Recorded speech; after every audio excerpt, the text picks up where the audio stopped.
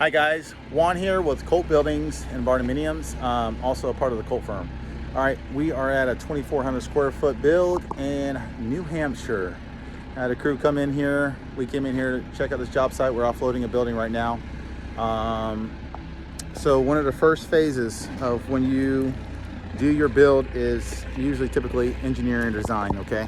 Now we do site visits. We got a site visit going to Florida, Texas.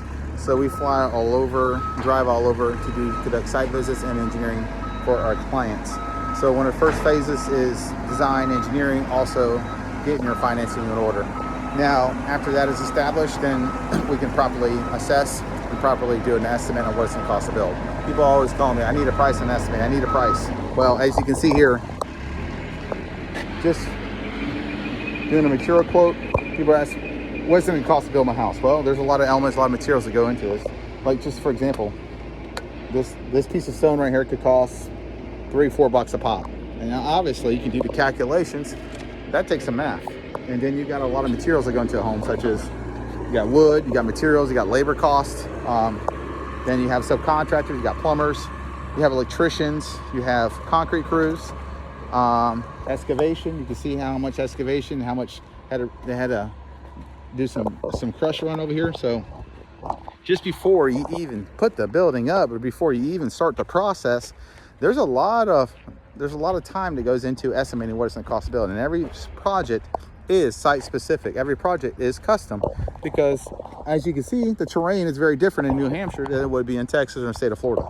So there's also a lot of prep, such as going to the building department, going to the townships, going to the zoning department, checking in with different personnel, what's in take. You can see they're offloading a building over there, up there on the street. They're offloading a red iron building. So bringing a crew in. This crew came in from Kansas. So these are things that you have to take into consideration. Putting a pad in, make sure the pad is complete and done properly. Doing inspections on that before you even put the building up. You can see here, they went ahead and he went ahead with a 6-inch slab right there. And then below that is even they put all their plumbing beneath that. So what you're trying to do is you're trying to calculate how much is it going to cost to build my barn dominium, how much it costs to build my house. So that is a wonderful question. Well, there are a lot of moving parts here. There's a lot of factors in materials and labor. And people think that they can just give you a number off the top of their head. So roughly I tell people it's $150 per square foot and higher. Now, those figures can also be a lot more cost effective. Are you going to go with wood? Are you going to go with steel? Are you going to do it yourself, or are you going to use a general contractor? We have a network of general contractors that do service all 50 states of the U.S. We do have a network of them that we have great relationships with. We have our own steel erectors that you can see in the background. So our guys are getting ready. We have our own, we're a distributor, so we distribute buildings nationwide. We do cold form, red iron, tubular as well. So quality work. I'm gonna make sure I fly it and make sure I drive to all my job sites to make sure everything's going smoothly. And finding quality personnel is very, very important. It's not that easy.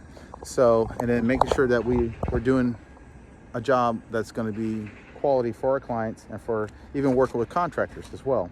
So a lot of times we are a subcontractor to a general contractor. So if we need to be a subcontractor to a general contractor, we could do that as well. When it comes to design and engineering, all your plans come stamped and sealed. They are not designed by a drafter. We stay away from drafters because, like I said it before, errors and omissions. When something's not done properly in those plans, who's going to take the hit or accountability for it? Well, typically a drafter will not, because they're not licensed professionals. Licensed PEs, a professional engineer who went to school for 7, 8, 9, 10 years to get that degree, to get those qualifications, is worthy of that work. Okay. Now, when we're building, if you're going to go use you're going to finance build, you're going to have to typically use a licensed general contractor. Now, if your bank is willing to allow you to self-build, you can subcontract us out for the plans, the design, for the steel building kit, and also steel erection. Or we could do the complete process from start to finish, okay?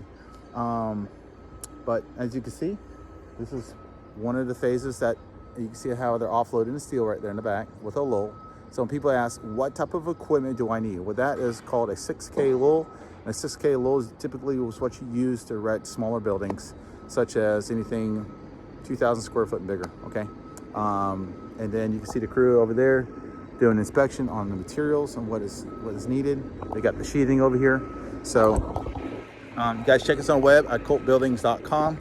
Check us on the web also at coltfirm.com. We do residential and we do commercial builds.